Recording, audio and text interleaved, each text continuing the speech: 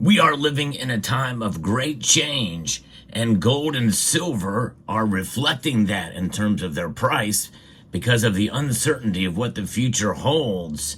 That's really the baseline of what precious metals are about, at least for us here in the modern age. Although history tells us that gold and silver indeed are money.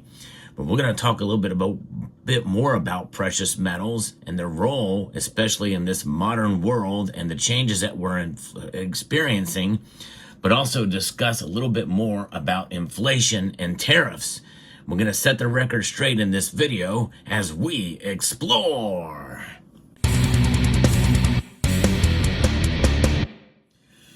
Gold and silver are reacting, at least in part, to what's going on with the tariff fears that are out there now. Now, obviously, there's other factors that are playing a role as well, but tariffs essentially are driving the narrative, it seems, and has been for quite a while. We're going to get into that in a moment. But some have speculated that the threat of tariffs from the United States could lead to shortages of deliverable gold and silver on the COMEX. We've been seeing those stressors play out. And this is the New York marketplace for trading contracts for metals like gold, silver, copper, and aluminum. Fearing potential tariffs on gold by the Trump administration, traders are moving billions worth of gold and also silver from the Bank of England to New York. And delivery times have increased up to as much as 11 weeks now as of the recording of this video. People can't get their hands on gold because so much has been shipped to New York, and the rest is stuck in the queue, according to one industry executive. Liquidity in the London market has been diminished, putting great strain there. Of course, as an example, JP Morgan and Chase, which will deliver gold bullion valued at over $4 billion this month against the futures contracts in New York. The delivery notices totaling 3 million ounces were the second largest ever Bourse data going back to 1994, according to Bloomberg officials.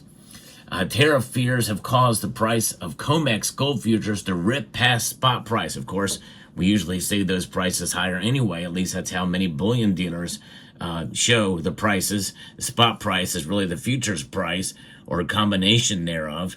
And I think that's, in a sense, disingenuous, but notwithstanding, that's why I like Summit Metals. They are using actual spot price or something very close to it. Now, obviously, spot price from bullion dealers does vary depending on how it's reported and when it shows up. But you'll see Summit Metals, they keep it very close. Summit Metals, check them out for all of your precious metals needs. Now, those have caused those fears, and it's despairingly so large that traders hoping to cash in on the arbitrage opportunities have started flying silver into the country. Usually, silver comes in by boat. And of course, when we see what's going on with the gold futures market and what's happening there, one thing is for sure, fear is driving a lot of the market, which is why, in a sense, gold and silver react in terms of the spot price to these fear drivers. But in the end, gold and silver shall remain a constant in terms of value. They're far outperforming inflation this year, and inflation is running hot. And so, in a sense, I think the prices will come back to some extent sometime. I don't know when, because it doesn't seem to be much slowing down right now.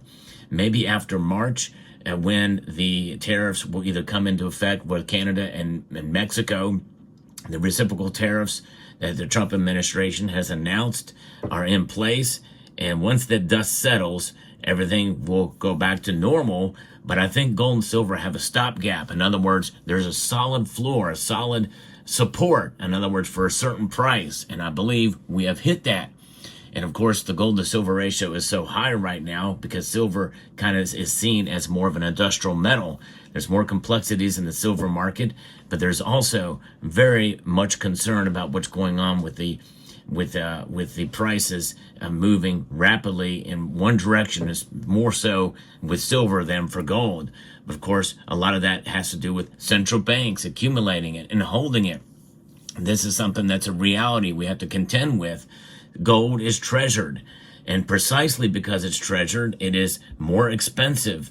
and is valued more so because it's treasured, held by central banks around the world, especially. That is what is driving mostly the gold's price to some extent, with tariff fears just a coupling on top of that. So let's talk about these tariffs. Tariffs essentially are a tax. There's no other way to describe it. It is what it is, and it will hurt. Taxes cause pain. But of course, it's with regards to trade, goods going in and out of a country, the reciprocation of those taxes as tariffs are something that the Trump administration is very open to and promoting at this point in time, because the Trump administration feels essentially that America is being cheated because they've not applied tariffs for so long, but yet are paying them on the way out. And so this is a way to kind of negotiate for maybe even lower tariffs for some of these other countries. But I don't know how that's going to play out. Regardless, it is a tax and it will hurt, no question about it.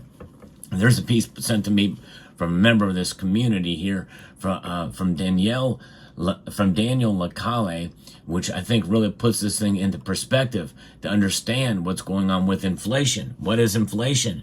Well, inflation is indeed, as I've mentioned many times, inflation is the increase in the money supply, which devalues the currency being digitized or printed. Mostly digitized these days.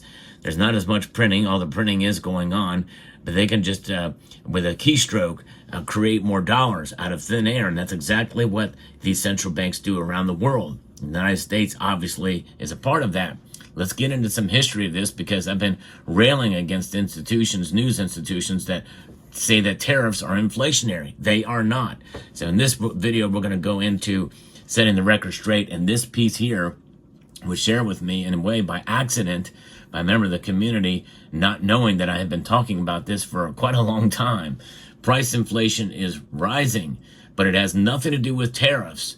It has everything to do with the Fed's policy and the Treasury's uncontrolled spending. Amen. I'm glad somebody else is saying this, because I've been talking about this for quite some time. That's exactly right. The core PCE price index, which excludes food and energy, rose by 2.2% this month and remains stubbornly high at 2.8% annualized. The headline PCE price index increased by 0.3%, which is the first 0.3% monthly increase in 8 months. This has pushed the annualized increase to 2.55%, which is the highest in 7 months. Obviously, this price inflation trend has nothing to do with tariffs, but with the fact that government spending soared 10% in 2024, and money supply growth is at a 2-year high. Now, the Federal Reserve created the price inflation in 2020, when money supply growth rose at its fastest pace in decades to finance the enormous increase in government spending and perpetuated inflation, keeping the ultra-loose policy for more than 2 years. And yes, I know that was under the first Trump administration, and it was due to response to the pandemic. Furthermore, in 2024, long after that crisis left us, the Fed panicked and delayed its balance sheet reduction in June, only to cut rates in September. All these measures designed to hide the increasing unsustainability of government spending have perpetuated inflation, reaching an accumulative inflation measured by CPI, the Consumer Price Index, of almost 25% in 4 years. That is staggering, folks. The M2 money supply saw an unprecedented increase in 2020, with a year-over-year growth rate hitting over 23% by August of that year. This was the highest growth rate since records began back in 1981. From February 2020 to November 2024, the United States M2 money supply has soared from 15.4 trillion to 21.45 trillion, which is a cumulative growth of about 39.3%. And you may remember, for those of you who've been following this channel for any length of time, I've done videos about the debt clock and silver that really measures this to a great degree to give you some insight as exactly how this is playing out. The ratio between the money supply, the amount of dollars being printed compared to the value of an ounce of silver, is more telling than the actual price of silver, which fluctuates based off of fear of tariffs or whatever else could come into play, to the fear that makes gold and silver perform outperform inflation at any given point in time. Gold and silver are inflation hedges over the long course of time. But of course, anything in between, driven by fear, will cause these prices to go up. So that is something to think about here. So when we have inflation measured by CPI up almost 25%, with some essential goods like gas and food rising more than 40%, the entire inflationary spiral is caused by the historic accumulation of newly created money looking to finance the rising excess in government spending, which stood more than $2 trillion above the 2019 level by 2024. Tariffs may have plenty of consequences, but they do not cause price inflation. Price inflation is the erosion of the currency's purchasing power. It can only occur when money supply growth, almost always driven by higher spending, exceeds private sector demand. Furthermore, there has never been an instance in history in which the money supply did not soar alongside government spending. Amen. I'm glad that this article is here. And this is being articulated. Tariffs may lead to increases in some individual prices if the goods affected are entirely produced abroad and the demand is inelastic, but they do not increase aggregate prices, let alone create an annualized and constant increase as measured by the CPI. Only aggressive fiscal and monetary policies cause inflation. Furthermore, if the quantity of money in the system remains unchanged, tariffs would make prices drop because of the units of currency available to purchase the rest of the goods and services would be significantly smaller. And when you think about that, that all stems from government spending, folks. You look at the jobs numbers. The last jobs report say that up to 70% of new jobs created were government jobs, state, federal, and local. That is unhealthy, and that is the enigma essentially this is something that flies in the face of what our country was founded upon. Private enterprise, the free markets, ingenuity in the private sector. That is really where it's needed, and that is real worth. And there's two different types of dollars: the dollars that print out of thin air and dollars that circulate in and of themselves along the economy. The velocity of money between institutions is really what counts to make your dollar work for you, not being created out of thin air and just thrown at you in a stimulus check that I warned back in 2020 that $1,200 check would be the most expensive free money you've ever received. I guarantee you the money that I got from that, which went towards gold, I actually preserve the wealth with that. Look at the gold price now, and compared to what it could have gone to, which would have been just spent and then done, and everything else has gone up. You've more than paid for that $1,200 check with inflation, folks. That is the problem. That is what lies us, which is why gold and silver are so important to have. I knew when that check came in that I was going to be spending it on precious metals to preserve my wealth, because I knew what was coming, and it did. That's for sure. Government gets involved, and they create the very problems that they try to solve with the Federal Reserve, trying to stabilize the dollar and keep in check the employment situation. But nonetheless, tariffs, like oil prices, may have relevant implications on numerous trade factors, but they do not cause price inflation. If the money supply is unchanged and oil prices rise, the rest of the goods and services decline. Same with tariffs.